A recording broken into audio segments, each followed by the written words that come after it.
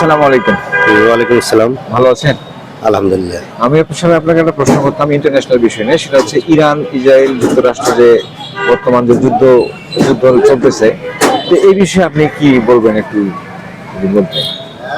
আসলে Iran, Israel এবং America আসলে এখানে মূলত যদিও ইসরায়েল এবং ইরানের মধ্যে সমস্যা, কিন্তু আসলে এখানে মানে কি বলার অপেক্ষা রাখে না। এটা নিপথ্যে আর কি আমেরিকায় আর কি যুদ্ধ করতেছে।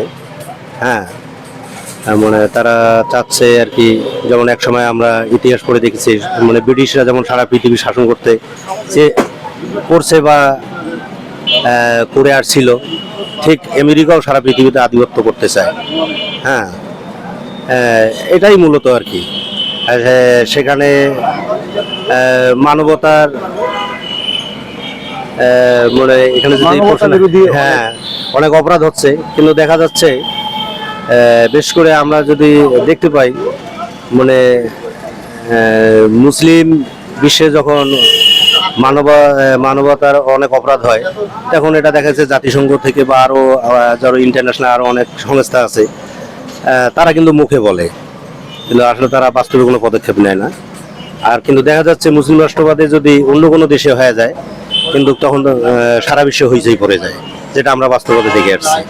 এই মূলত হচ্ছে এটাই।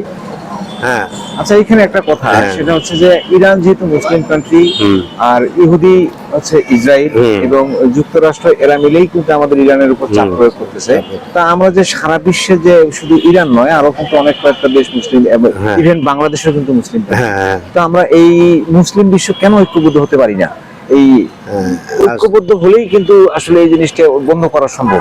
আমাদের মুসলিম বিশ্বের শক্তি তো আর কম না, কেন হতে পারি না বলে আপনার মনে হয়? আচ্ছা, মুসলিম বিশ্ব কেন আমরা এক হতে পারতেছি না? এখানেও কিছু সমস্যা আছে আমাদের মধ্যে। বেশ করে দেখা যাচ্ছে আমাদের মুসলিম যে জাতিগত একটা শিয়া সুন্নির ব্যাপার আছে।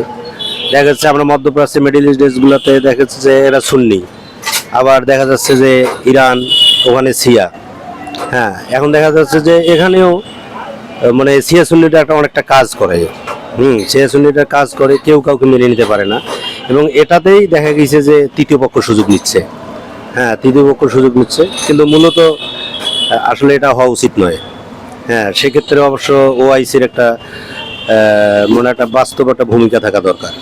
না হলে, যদি ভূমিকা না রাখে, তাইলে তো ওআইসির আসলে কোনো কার্যকারিতাই আমি দেখতে পাচ্ছি না। আচ্ছা, আর এই যুদ্ধ বন্ধ করতে গেলে কি রকমের পদক্ষেপ নিতে হতে পারে বলে আপনার কাছে মনে হয়, বা আমরা কি করতে পারি, বা মুসলিম বিশ্বের করণীয়? মুসলিম বিশ্বের করণীয় আসলে এটা এভাবে বলা মুশকিল। তার কারণ হচ্ছে যদি মুসলিম রাষ্ট্রগুলা, ওই যেটা আগে বললাম আমি, ওআইসি, এই ওআইসি তো আমরা কেন গঠন করছি?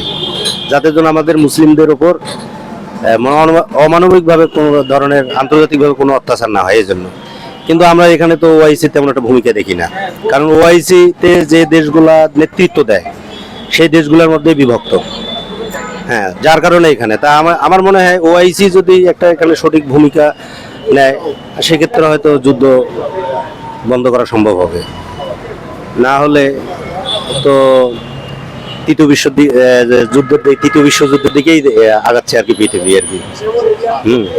এই যুদ্ধ বন্ধ না হলে তৃতীয় বিশ্বযুদ্ধের দিকেই এগিয়ে ধ্বংস হয়ে যাবে। আচ্ছা, যাই হোক, মূল্যবান বক্তব্য দেওয়ার জন্য আপনাকে ধন্যবাদ। ভালো থাকবেন। আচ্ছা, আপনাকেও ধন্যবাদ। ভালো থাকবেন। আসসালামু আলাইকুম।